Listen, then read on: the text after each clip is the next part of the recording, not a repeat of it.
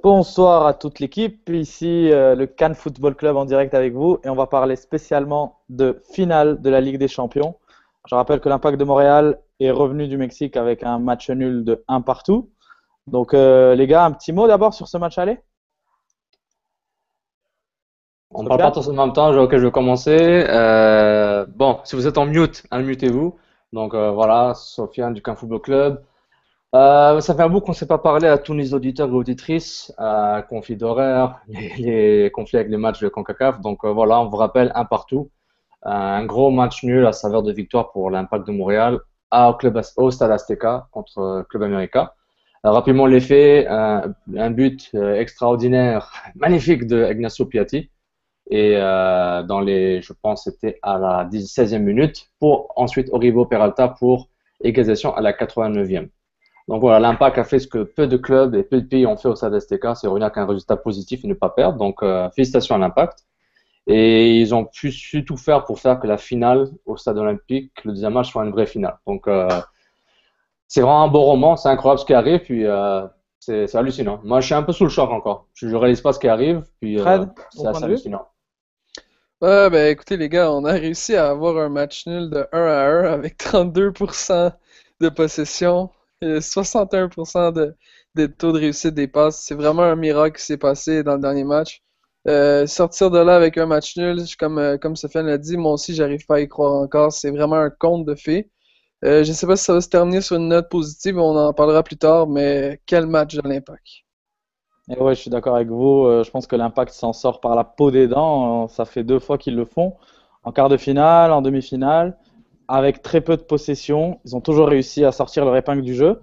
Reg, est-ce que tu es avec nous? Je suis avec vous, je suis avec vous. Vous Alors Reg, m'entendez? toi, ton petit mot sur le match.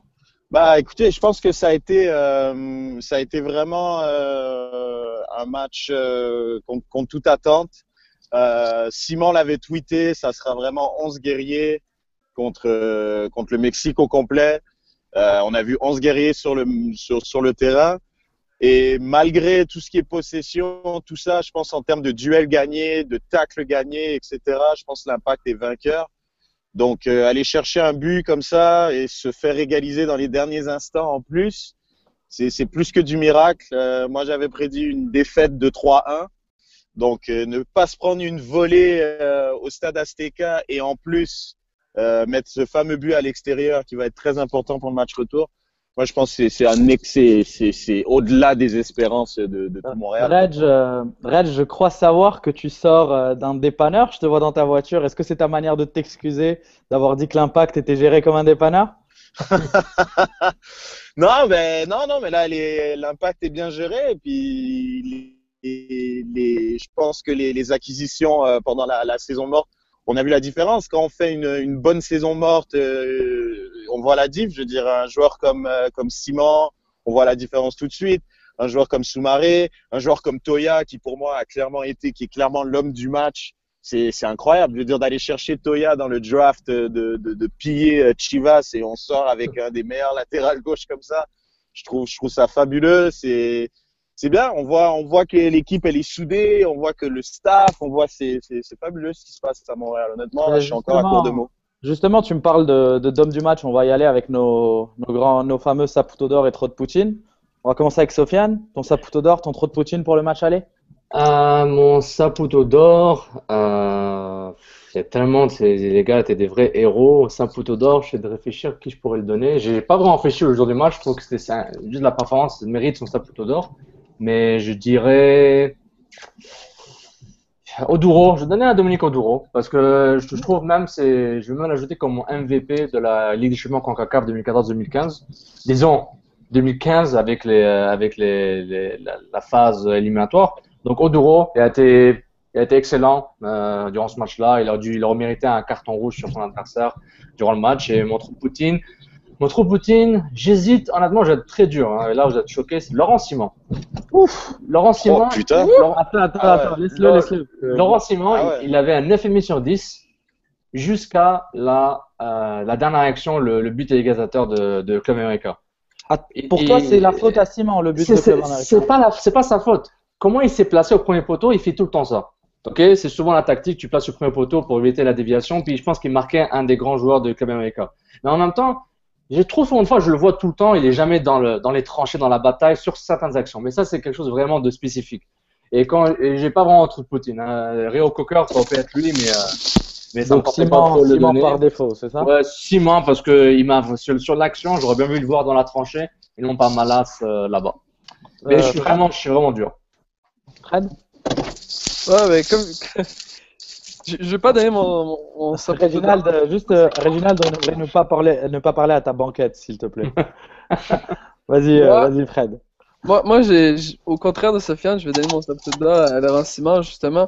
Et, t'as raison, comme je vous l'ai toujours dit, il fait toujours sa petite connerie à la dernière seconde. Il en a fait une qui a coûté un but, malheureusement, comme Sofiane a expliqué. Mais il a quand même connu un match excellent. Écoutez, il a fait la moitié des recoveries de l'équipe. C'est le gars qui a le plus de tacles, c'est le gars qui a le plus d'interceptions. Il a tenu le fort presque toute la game. Moi, je donne un 9.5 pour l'ensemble du jeu. Et pour le trou de Poutine, Colin Malice encore, je ne comprends pas dans un... Non, mais attends, Reg, attends. 9 passes interceptées, 16 duels perdus, puis devinez c'est qui perd son duel sur le but égalisateur. Colin Malice, qui se fait battre contre un gars qui mesure 5 pieds 7. Inacceptable, les gars. Bon, je sens qu'on va beaucoup s'engueuler sur les trous de Poutine, mais c'est une bonne chose. Ça veut dire que l'équipe a bien joué en collectif. Reg, j'attends tes choix avant de donner les miens. Bah moi, mon sapoteau d'or va clairement aller à Toya. Toya, il est juste top. Toya, dans tous ses duels, il se permet même de monter, d'être pas dangereux, on s'entend, parce qu'on n'a pas été super dangereux offensivement, mais il se permet d'apporter quelque chose offensivement. Et derrière, il a encore été plus que solide. Et moi, mon trou de Poutine, je vais le donner à Romero, qui, pour moi, m'a un peu déçu. Je me suis dit, Argentin, le sang chaud, l'engouement du stade Azteca, j'ai l'impression qu'il était dépassé, comme s'il avait passé toute sa vie à jouer dans des petits stades au coin Papineau et Rivard. Donc, non, je sais pas. Moi, je m'attendais un peu plus de sa part, sachant qu'il avait été le meilleur joueur contre Houston. Donc voilà. Donc moi, ça va être Romero un peu par défaut, puisque tout le monde a fait un gros match dans l'ensemble. Mais Romero, le trou de Poutine. Je vais y aller avec mes choix. Pour moi déjà, le Saputo d'or, première flèche envers Sofiane va à Simon. Il a été le général de cette défense. Ça a été son meilleur match avec l'Impact jusqu'à aujourd'hui. Ce que j'ai remarqué, c'est qu'il était toujours là derrière une erreur d'un latéral. Il était toujours là pour gérer lorsque l'As se retrouvait entre les lignes de milieu et les lignes de défense. Il a taclé quand il fallait. Il n'a pas trop taclé. Il a toujours été présent. Mon trop de Poutine, j'ai envie de dire Joker, mais je vais le donner à Callum Malas pour une action. Justement, pour cette action qui a provoqué le but. Je pense que c'est là qu'on voit qu'il n'a pas encore peut-être atteint cette fameuse marche du football professionnel, du soccer professionnel, parce qu'on le voit clairement se faire avoir, pour moi, comme un écolier, vu qu'il se fait prendre le bras par-dessus l'épaule par le Mexicain.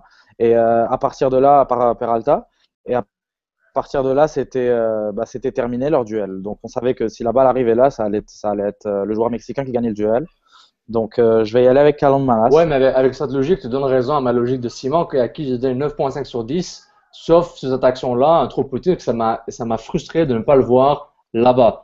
À la différence de toi, Sofiane, à la différence de toi, moi j'ai dit que j'avais envie de prendre un joker. Oui, non, mais mon joker, je l'avais déjà utilisé, je pense. Mais c'est juste pour dire par rapport à ça, sur l'action, mais ça n'en a pas tout ce qu'il a fait. Mais pour un trou Poutine, ça m'a juste énervé sur ce coup-là. Ça m'a énervé. Et même si je suis pas mal sûr que c'est une tactique de marquage de l'Impact de Montréal dans les coups francs, que Simon, dépendant de tel joueur, il doit se mettre là pour bloquer pour couper le premier poteau, etc. Ouais, mais déjà un truc, Simon, si tu regardes bien, Simon, c'est un joueur en termes d'anticipation, il va gagner ses duels. Donc c'est là qu'il est fort. Donc le mettre au marquage du meilleur joueur, genre de tête, je dis pas que Peralta était le meilleur joueur de tête. Tout ce que je te dis, c'est en termes de placement sur les coups de pied arrêtés, Je pense que c'est peut-être ça qui explique son placement, peut-être au premier poteau, etc.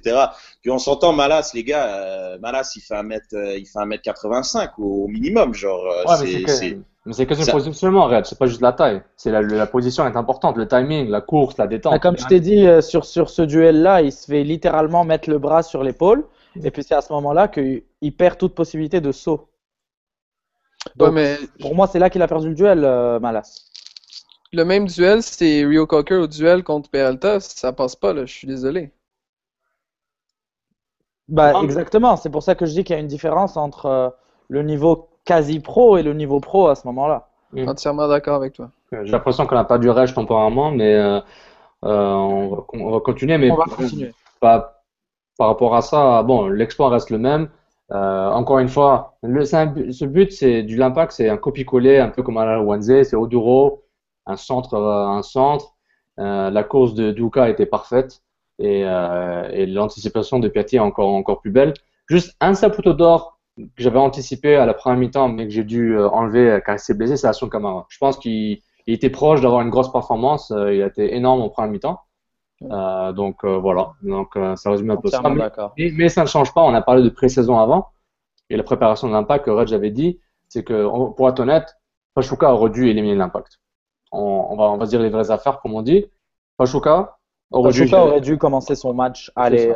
C'est ça. Mais même à 2-2, même à Montréal, quand il menait 1-0, et c'est pas le but magique de Porto qui fait partie de l'histoire maintenant du club, c'est que Pachuca aurait dû gérer le match. Ouais, Pachuca aurait dû faire 2-0 à la mi-temps, même sans ou avec ou sans l'arrêt d'Evan Bush sur sa ligne au stade olympique.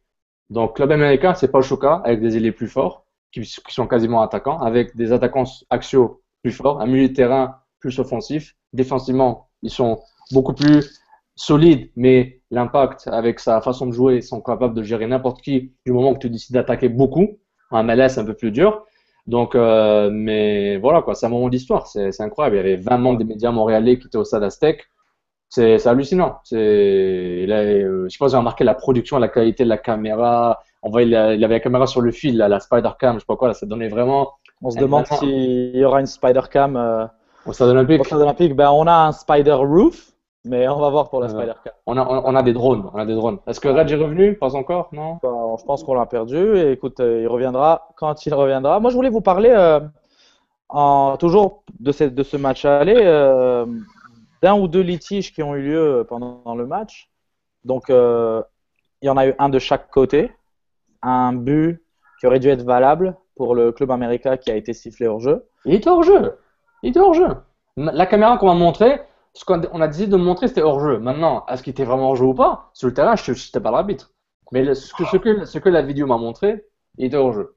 Et donc, sur celle-là, il avait raison.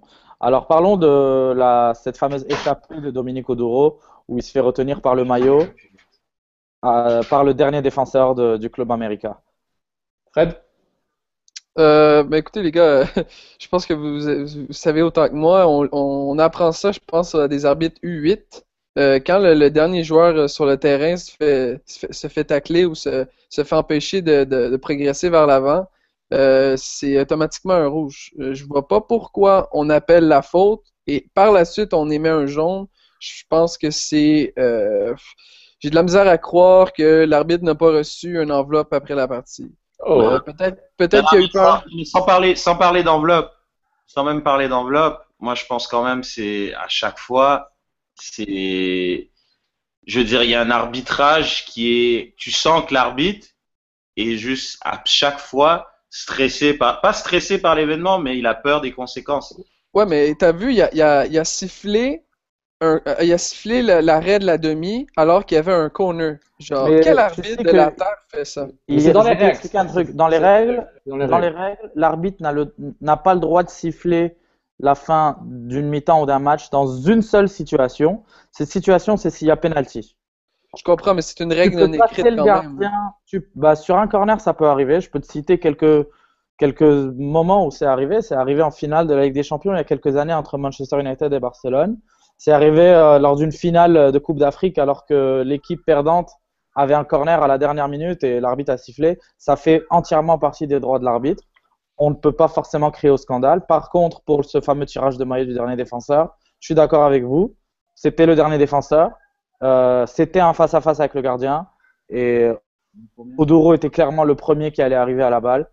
Pour moi, c'était un carton rouge. Et pour moi, désolé du mot, mais je pense que l'arbitre s'est chié dans ses culottes devant le Stade Azteca. Ouais, clairement. Il voulait pas donner le carton rouge en première mi-temps. Il voulait pas. Il voulait pas.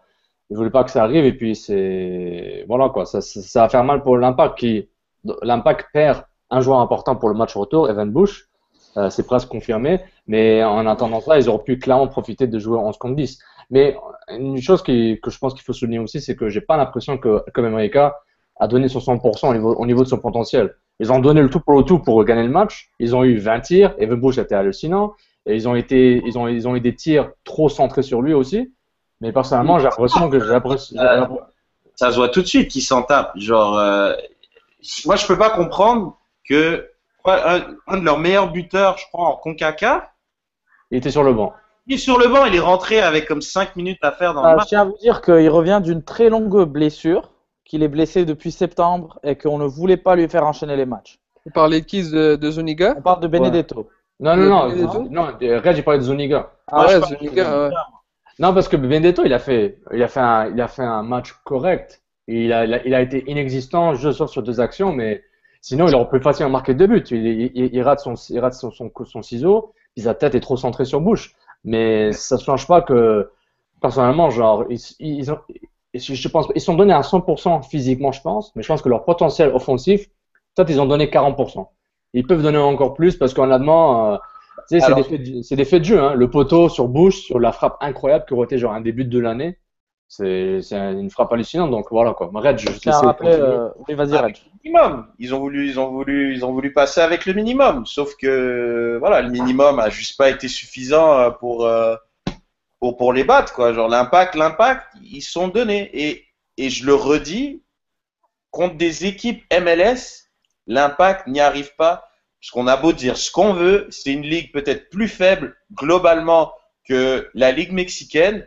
Mais en termes de structure défensivement, c'est une vraie blague. Les clubs d'Amérique centrale, c'est des blagues défensivement, ces équipes-là. Ils veulent pas défendre. Ils veulent pas. Pour n'importe quoi, ils sont all-in pour l'attaque, donc l'impact a des espaces à exploiter. Quand ils ont joué contre Houston, ils ont essayé de faire la même chose. Houston, c'est pas une des meilleures équipes d'MLS, mais en termes de défense et en termes de structure, c'est plus solide que Alajuelense, que Pachuca et que América. Exactement. Et c'est encore plus dur quand tu joues pas avec un attaquant de pointe. Quand je joue pas avec un attaquant de pointe de haute qualité, Macaroni il est pas mauvais, mais c'est pas un gars pour l'impact d'être un titulaire en MLS pour eux pour le ramener au prochain niveau par rapport à ce qu'il apporte sur le terrain en ce moment. Son profil oui, mais ce qu'il donne lui en ce moment pour l'impact non. Alors que l'impact, ces gros matchs à l'extérieur, Pachuca ils ont joué avec Oduro à la pointe, à la Wednesday, ils jouaient avec Macaroni parce que c'était le match au retour, puis Macaroni a mis un gros but. Et le match contre Club America, c'était encore Oduro. La recette mexicaine, c'est Oduro à la pointe parce qu'ils ont besoin de faire plus de pressing haut, mais reculer rapidement. Ils ont besoin d'un joueur rapide sur les contre-attaques. Et surtout, avoir 5 milieux de terrain. 5. C'est ça le succès de l'impact. Maintenant, c'est un partout. Attends, je te laisse, Mehdi, vas-y. Oui, ce soir, Club America joue contre leurs ennemis, contre Chivas de Guadalajara, un championnat mexicain qui est complètement fou. Après 15 matchs, il y a 5 points entre le premier et le 14e.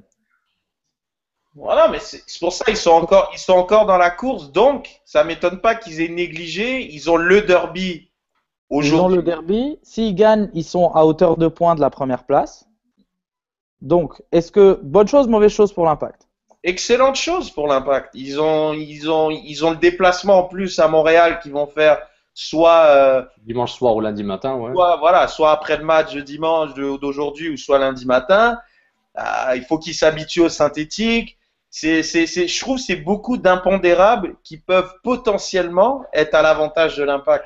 Ouais, le seul truc, moi je pense, c'était vraiment à l'aller. À l'aller, c'était le stade de 100 000 qui allait foutre la merde. Moi, perso, j'ai pas trouvé que c'était une ambiance de folie. J'y étais pas, là. Mais bon, à la télé, ça avait pas l'air non plus d'une ambiance assez folle. Donc, ils ont limité la casse à l'aller. Moi, je pense, genre là, tous les voyants sont au vert, comme dirait Julien, genre pour le match retour. Ils ont un match de fou. Ils vont se décarcasser pour gagner leur derby d'aujourd'hui. plus ils vont se déplacer, plus ils vont jouer sur du synthétique, plus ils vont devoir s'ouvrir un minimum, parce que si ça reste 0-0, c'est l'Impact qui passe. Regarde, ce que tu as dit, c'est exactement ce que les gens ont dit après Pachuca. 2 partout. C'est encore mieux 2 partout. C'est 2 buts. Mais malgré ça, Pachuca a dominé l'Impact chez eux, alors que c'est parce qu'ils sont clairement supérieurs. Et les clubs américains sont clairement supérieurs que l'Impact. Mais Pachuca, ils n'avaient pas un match en temps. Ah, ils n'avaient pas de match entre les deux? Pas un match où c'est important, quoi. Là, c'est le truc. C'est un gros match, quoi. Non, c'est vrai, certes. Physiquement, mentalement, ça va les épuiser. Mais club américain, peut-être le style du club américain convient mieux à l'Impact. Ça change pas qu'ils sont supérieurs à l'Impact. L'Impact n'a aucune. Personne n'a dit le contraire. C'est ça. L'Impact n'a aucune affaire d'être là. Comme j'avais dit auparavant, Pachuca aurait dû les éliminer. Ils sont là. C'est le destin, c'est les choix, c'est l'effort, c'est le surpassement, etc., etc. Donc maintenant, c'est maintenant qu'est-ce qui arrive le match retour, parce que maintenant, je pense qu'on devrait continuer pour parler du match retour. C'est que, ok, ils sont pas fait taper 4-1. Maintenant, c'est 1 partout. Ils ont une grande chance de gagner à champion CONCACAF. Ouais, mais les gars, S'ils perdent, c'est une catastrophe. Moi, je mets les attentes. J'ai l'impression que c'est une catastrophe si l'Impact ne gagne pas la coupe. Parce que là, les attentes sont encore plus hautes. Ils sont pas fait taper 4-1, puis là, ils sont à 5. Ouais, mais tout reste à jouer. Si on était à 1-0, peut-être, si le match s'était terminé à 1-0, peut-être qu'on aurait considéré ça comme une catastrophe. Ok, disons, l'hypothèse, c'est qu'ils sont pas pris une valise au Mexique. Dès qu'il ne sera pas une valise du Mexique, les attentes sont énormes. On le sent. Tout le monde est conscient que l'Impact a rien à faire là. C'est un truc psychopathe là que l'Impact soit là. Donc je crois pas que les attentes soient si élevées que ça. Genre. Vas-y, Fred. Faut être réaliste aussi, hein. América a pas encaissé un but au match retour dans toute la phase de compétition. C'est des 6-0, 3-0. Les gars, ils vont revenir fort. Peut-être t'as raison. C'est chez eux le match. Comment? Chaque fois, le match était chez eux. Ouais, mais quand même, ils vont pas Ça joue. dormir puis laisser les choses aller comme ils ont fait dans les matchs aller. Ouais, mais je reviens sur ce que disait Reg. Les équipes de MLS défendent en bloc, contrairement aux équipes plutôt costariciennes ou des équipes mexicaines qui vont toujours y attaquer. Et je suis d'accord avec lui sur le sens où c'est normal que quand ils vont attaquer comme des fous, ils vont réussir à mettre des buts. Alors que quand ils jouent contre un bloc compact comme l'Impact le fait depuis le début de cette compétition, plutôt depuis les quarts de finale, c'est sûr que ça va être plus dur pour eux de marquer. Donc je pense que l'Impact se doit de profiter de ces contre-attaques-là. Puis on l'a vu sur le but qu'on a compté de Piatti. Je sais pas si vous avez remarqué, l'addition de Simon a changé vraiment beaucoup de choses. C'est lui qui fait la relance, une passe parfaite de, je dirais, 30-40 mètres qui rejoint le latéraux. C'était magnifique. Puis c'est comme ça qu'on va réussir à gagner un match à la maison. C'est un but d'anthologie parce que, et tout à fait, le centre est magnifique. Camara, insolent, il fait un contrôle de la poitrine, passe à Oduro. Oduro, il cherche une passe. Du moment que Camara a fait le contrôle, remarquez le but, Duka fait une course. Et son marqueur mexicain ne le suit pas. Donc, cette demi-seconde d'avance qu'a Duka, c'est assez de temps pour Oduro le trouve. Duka fait seulement prendre la passe et fait un dummy. Et Piatti qui avait anticipé la course de Duka dès le début, c'est un but d'anthologie. J'espère que ça va continuer. Revenir sur ce que Sofiane a dit. Mine de rien, Oduro, c'est 4 ou 5 passes décisives? 4. On s'est trompé avec Bernier pour une des passes. Ouais, 4 passes décisives quand même. Non, mais le mec est clutch. Le mec, en Champions League, le mec, il est clutch. On l'a mis sur le côté. Money time. Match retour. Non, mais c'est honnêtement, honnêtement, je suis très content du travail qu'il fait parce que moi, je suis un des premiers à le critiquer, à juste titre ou pas, je sais pas. Mais regarde, c'est un gars. Puis pour revenir aux additions, pour revenir à un gars comme Simon, on a vu le long ballon, la propreté dans ses relances. C'est pas le cas de Soumaré, mais Soumaré, on l'a pas pris pour ça. Genre Soumaré, on l'a pas pris pour des relances. Donc, je pense que chacun apporte vraiment genre sa pierre à l'édifice, qui fait que l'Impact est là aujourd'hui. Elle est là. Ma question pour vous, pour le match retour, est-ce que l'Impact doit attendre ou est-ce que l'Impact doit attaquer? Je vais commencer. Excuse Sofiane, Vas-y. Si l'Impact attend, on a vu ce que ça a fait contre Pachuca. L'Impact a rien fait. Ils se sont fait dominer, un arrêt miracle de Bush et Porter qui sort de je sais pas d'où et qui met un but de malade. C'est clairement pas une bonne recette. Moi, je pense que l'Impact doit jouer, essayer d'exploiter à chaque fois les espaces quand il va en avoir. Mais attendre et défendre comme ils l'ont fait au match retour contre Alajuelense et être à 10 derrière à la 46e minute et dégager et se prendre des ballons dans la gueule, à bloquer des ballons comme si on est à la 90e plus 10, ça c'est non, ils vont se prendre une valise, c'est sûr. Moi, je rejoins Raj sur ça. Ils vont faire un petit test de 5-7 minutes pour voir ce qui veut marquer un but. Ils vont faire comme à la Rwandaise, mais à la maison. On va donner all-in et voir comment Club Américain va réagir. Si les Américains, ils sont dangereux, je pense que l'Impact va avoir peur, ils vont reculer. Ils disent, OK, bon, on va marquer en 30 secondes, donc je pense que les Américains vont dominer comme Pachuca. Si les Américains décident de faire ça, l'Impact va reculer. Si les Américains donnent le jeu et ils vont décider de contre-attaquer, parce qu'ils ont la vitesse pour le faire, il faut être honnête, l'Impact va devoir marquer 1 ou 2 buts comme à l'ONZ dans les 15-20 premières minutes et essayer d'en tuer comme Américain. Je dis pas que ça va être parfait, mais c'est un des deux. Ils vont tester l'eau rapidement pour voir, bon, hein, est-ce que c'est chaud, c'est froid, c'est tiède, puis après ils vont aller de là. Je pense pas, c'est clair que Klopas et son staff ont donné une identité à son 11 partant dès le début du match. On sait tout de suite ce qui va arriver. Moi, je donne deux options. Je me mouille pas malheureusement, mais je pense qu'ils vont tester rapidement pour voir s'ils veulent marquer, sinon ils vont reculer, sachant que les Américains sont supérieurs. Bah c'est ça, América surtout, c'est leur force de frappe offensive, c'est pas la Roalense et c'est pas Pachuca, donc c'est pour ça de défendre aussitôt.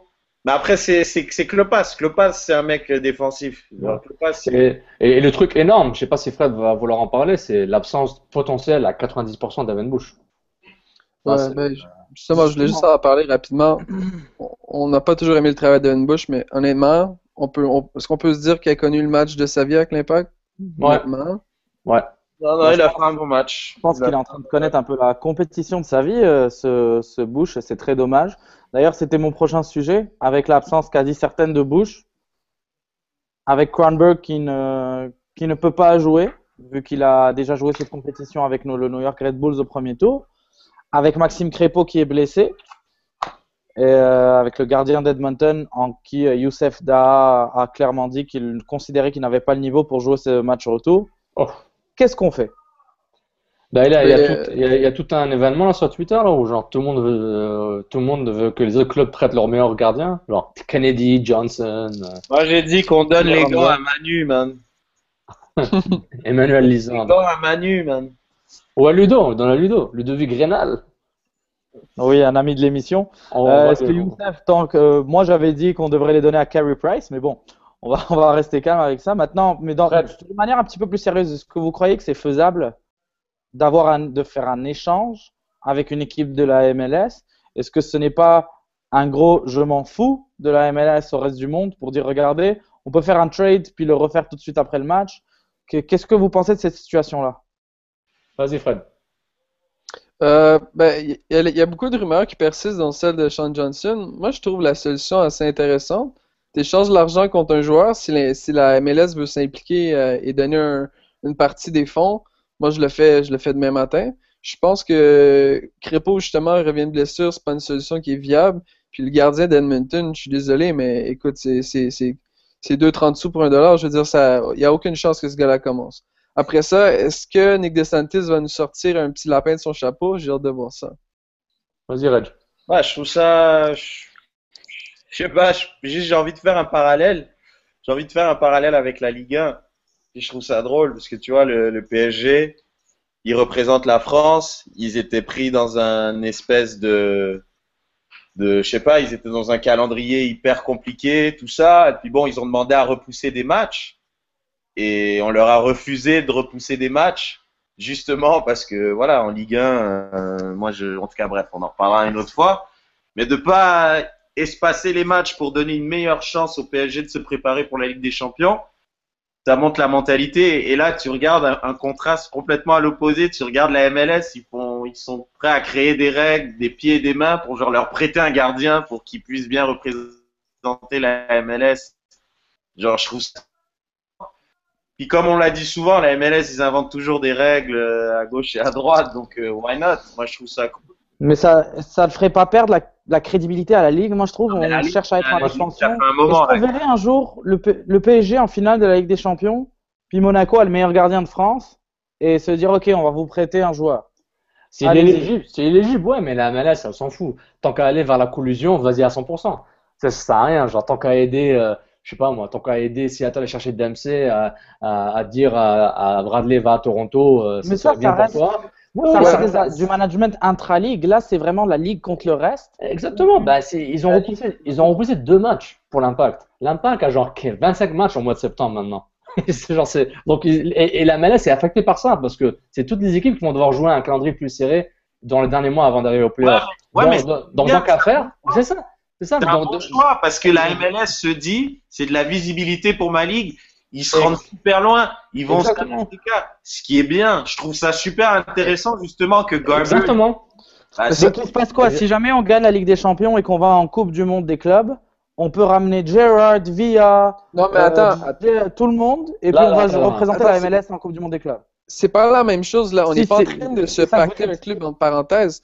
On remplace un joueur qui pourra pas jouer en raison des circonstances. C'est pas la même chose. Comme Sofiane disait, si on arrive justement, on va chercher des joueurs pour améliorer le club. Là, ça n'a aucun sens. Là, la crédibilité, tu n'en as plus. Mais là, tout ce qu'on fait, c'est remplacer un joueur qui n'est pas présent au club.